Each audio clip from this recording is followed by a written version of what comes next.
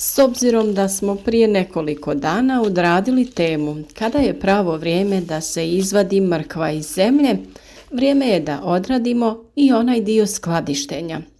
To je vrlo važan proces jer o tome ovisi koliko dugo ćemo moći uživati u predivnim, a svježim korijenima mrkve. Najadekvatniji način skladištenja mrkve jeste odlaganje u odgovarajuće kutije, kombinirajući ih sa pijeskom, mahovinom ili pidevinom.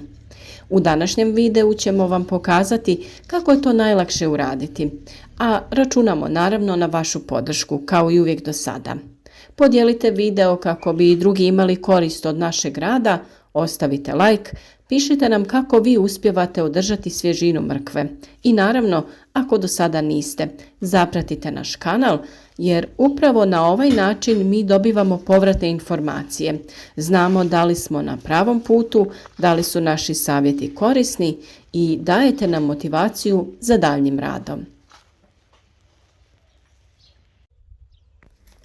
Mrkva se smatra povrtlarskom vrstom iz porodice Apiaceae, štitarki, koja je zbog visoke razine beta-karotena postala nezaobilazna vrsta u svakodnevnoj ljudskoj prehrani.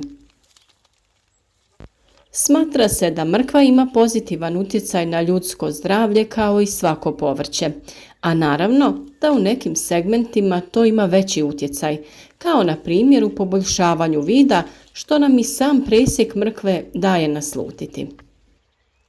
Vjerujem da ste primijetili sličnost između presjeka mrkve i ljudskog oka, kao što je i slučaj kod raznog drugog povrća koje sliči na organe kojima je korisno. Svjedoci smo vrlo čestog propadanja mrkve uslijed skladištenja tokom zimskog perioda. Razlog tome je promjena ambijenta skladišnog prostora u odnosu na zemljišni medij, kao i izmijenjene mikroklimatske uslove. Tu prije svega mislimo na promjenu temperatura, vlažnost zraka koji imaju velik utjecaj na samu kakvoću korijena. Ono što je prvobitno najvažnije kreće od same sjetve, pravilna priprema zemljišta. Dovoljno hranjiva i rahlo tlo važni su kao i kasnije dodavanje hranjiva. A tu je i vrlo bitan korak prorjeđivanja mladih biljaka mrkve kako bi joj osigurali dovoljno prostora da naraste u krupne i lijepe korijene mrkve. Slijedeći ove korake, samim tim dobivamo kvalitetne, zdrave i otporne korijene mrkve, pa to rezultira njihovom dugotrajnošću tokom skladištenja.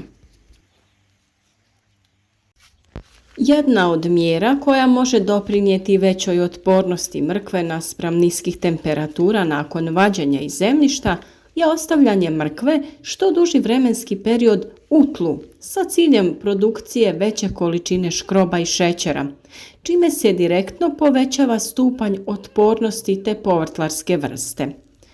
Ukoliko se provodi ta mjera, neophodno je obratiti pozornost na pravovremeno vađenje mrkve prije nastupanja mraza. Također važan korak jeste malčiranje mrkve. Na taj način se osigurava dovoljno vlage tokom uzgoja, štiti se tlo od razvoja korova, a deblji sloj malča pri samom kraju uzgoja štiti korijen od temperaturnih oscilacija. Kako bi mrkva duže bila zaštićena, stavite deblji sloj sjena, slame ili suhe trave koju ste osušili nakon košnje. Vađenje mrkve iz tla odradite ovisno od vremena sijanja, otprilike 120 dana nakon. Najbolje vrijeme za to je kraj oktobra i početak mjeseca novembra. No to također ovisi o klimatskim uslovima i stanju biljke. Ukoliko je lisnati dio biljke krenuo da se suši, tada je bolje korijen izvaditi. Naime, biljka bi se u vlažnim i hladnijim uslovima krenula obnavljati, razvijeti novu lisnu masu, što bi crpilo korijen i narušavalo njegovu kvalitetu. U cilju prevencije nastanka određenih oboljenja, kod svih povrtlarskih vrsta, pa i kod mrkve, ne preporučuje se vađenje u periodu neposredno nakon kišnih padalina, jer se otežava ekstrakcija, to jest vađenje korijena. Ubrano povrće nije dozvoljeno prati, jer se time povećava infekcijski potencijal za nastanak truleži. Najadekvatniji način čišćenja ubranog povrća jeste površinsko odstranjivanje ostataka zemlje laganim otresanjem ili laganim pokretima ruke. Prije skladištenja preporučuje se ubranu količinu mrkve razasuti u jednom sloju i ostaviti određeni vremenski period da se prosuši. Taj proces se nipošto ne smije obavljati na direktnom suncu, nego na mjestu gdje je hladovina. Ukoliko se primijete mehanički oštećeni plodovi, njih je neophodno odstraniti. Čak i mala oštećenja s vremenom prelaze u velik problem, te u toku skladištenja mogu uzrokovati propadanje i prethodno zdravi mrkvi. Preduslov za kvalitetno čuvanje korijena mrkve jeste odsjecanje zelenog lisnatog dijela uz ostavljanje 2 do 3 cm vanjskog tkiva, te se potom skladišti odlaganjem u kutije sa dodatkom pijeska, mahovine ili pidevine. Za početak je potrebno uzeti drvenu ili plastičnu kutiju na kojoj se prave perforacije sa ciljem omogućavanja strujanja zraka između uskladištenog povrća.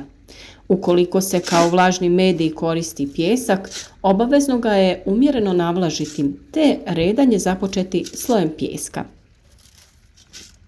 Nakon što se formira prvi ujednačeni sloj, pristupa se redanju mrkve, to jest postavlja se horizontalno uz stvaranje određenog razmaka sa ciljem onemogućavanja nastanka truleži.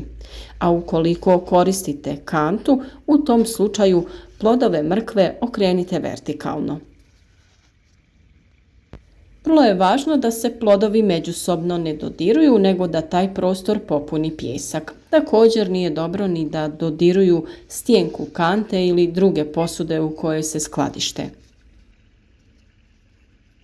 Ovisno o veličini kutije vrši se naizmjenično redanje uz obavezno zatvaranje kutije i odlaganje na tamno mjesto uz temperaturu od 1 do 6 stepeni Celzijusa.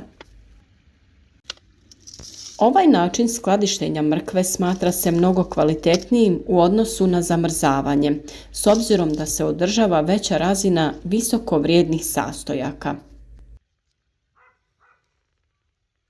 Drugi način skladištenja mrkve tokom zimskog perioda jeste upotreba trapa.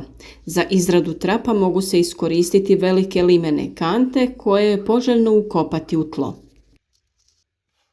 Mrkva se unutar trapa pozicionira u vertikalnom položaju, a trap se pokriva slojem slame debljine 20 do 30 cm. Otvaranje trapa vrši se po potrebi. Ukoliko se radi o skladištenju veće količine mrkve, nužno je postaviti i cijev za ventilaciju. Spomenuti način čuvanja uz pravilno izvođenje doprinijet će dugotrajnom čuvanju svježine mrkve tokom zimskog perioda, ali i očuvanju svih ljekovitih svojstava ove najzdravije grickalice.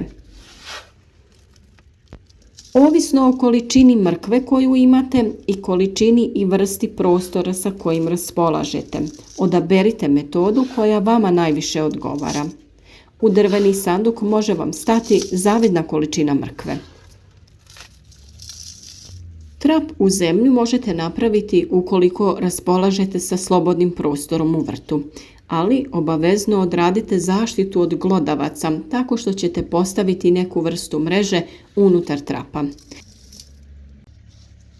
O pripremi trapa za skladištenje različitog povrća i voća imate poseban video na našem kanalu, pa svakako razgledajte jer vjerujem da ćete u svakom slučaju pronaći nešto korisno za vas.